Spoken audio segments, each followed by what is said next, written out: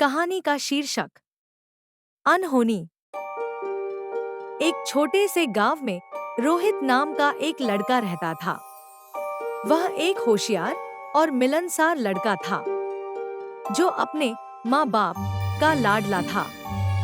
उसके घर से 2 किलोमीटर दूर गांव का स्कूल था, जिस स्कूल में वह पढ़ने जाता था और रोज पैदल ही स्कूल जाता था। उसका स्कूल जाने का रास्ता एक घने जंगल से होकर गुजरता था, जिसमें दिन में भी घना अंधेरा छाया रहता था। एक दिन स्कूल जाते समय रोहित की मुलाकात एक प्यारी सी लड़की से होती है, जो उसी के उम्र की रहती है। उसका नाम रोहिणी होता है, जो रोहित से कुछ देर तक बात करती है।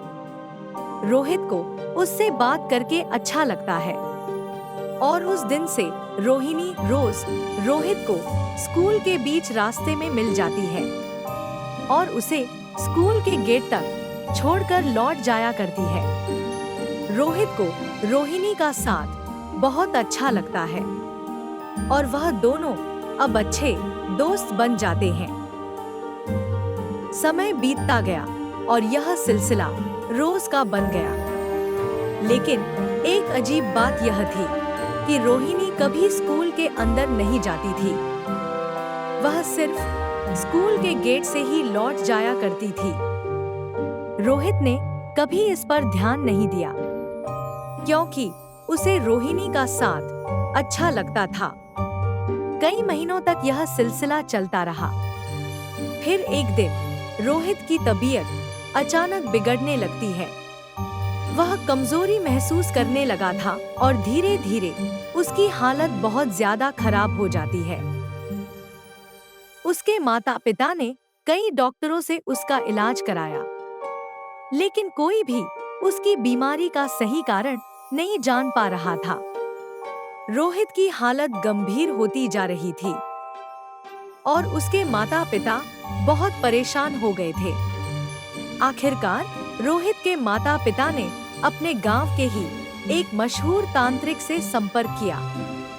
तो जब उस तांत्रिक ने अपनी साधना शुरू किया, तो उन्हें जल्द ही पता चल गया कि रोहित किसी आत्मा के प्रभाव में है। अब तांत्रिक ने एक रात पूरी तंत्र साधना किया और उस आत्मा को बुलाया। जब वह आत्मा प्रकट हुई, तो सबको पता चलता है कि वह एक भटकती आत्मा है। वह एक लड़की की आत्मा होती है, जो कई साल पहले उसी जंगल में मर गई थी और अब रोहित के साथ जुड़ गई थी। अब तांत्रिक ने तंत्र साधना से उस आत्मा को शांत किया और उसे मुक्त किया। धीरे धीरे रोहित ठीक होने लगा और कुछ दिनों में वह पूरी तरह स्वस्थ हो गया। उसके माता पिता बहुत खुश हो गए। कुछ समय बाद सबने इस घटना को भुला दिया, लेकिन यह कहानी यहाँ खत्म नहीं हुई थी।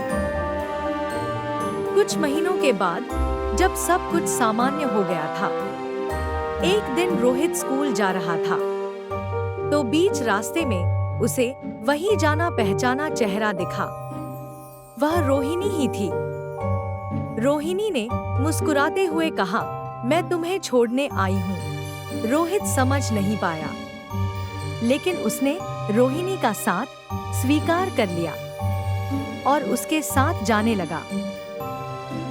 अगर आपको यह कहानी अच्छी लगी है और इसका दूसरा भाग सुनना चाहते हैं, तो इस कहानी को लाइक करें और चैनल को सब्सक्राइब करें, ताकि दूसरे भाग का अपडेट आपको जल्दी मिल सके। धन्यवाद।